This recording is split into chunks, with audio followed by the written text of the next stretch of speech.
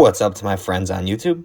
Today I'm going to be showing you how to connect your Instagram account to your Facebook account, also known as Meta now. They just recently changed the name over, but I'm still going to be calling it Facebook as that's what everybody knows it as, and it's still branded as Facebook on the platform itself. So opening up my Instagram app here, you're just going to go ahead and hit your profile picture in the bottom right hand corner there to take you to your profile.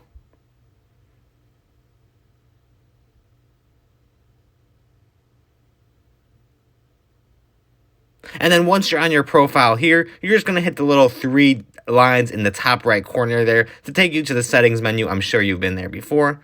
And then all the way at the top there, you're going to go ahead and see the option for settings itself in this settings menu here. And then you're going to go ahead and see this menu here when you open up settings.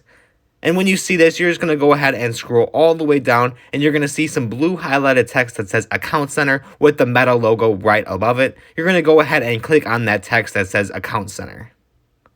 Then it's going to take you to this page right here, and in order to connect your Facebook or Meta account, you're going to end up hitting the button that says Set Up Account Center. It's the button that's all the way at the top there, right below that little paragraph explaining to you what it does. And then it's going to come up with this pop-up message right here that says Instagram wants you to sign in to Facebook.com. And this is how you connect Facebook to your Instagram. You're just going to go ahead and click on that link, and it's going to take you to Facebook where you could go ahead and log into your Facebook profile. I don't really want to connect Facebook for my Instagram profile right now, but it's pretty self-explanatory from here. You just go ahead and log in, and then it's going to ask for some permissions, and then you could go forth with that, and then your Facebook account will then be connected to your Instagram account, and you could take advantage of all the features that they have provided when you connect your accounts like this.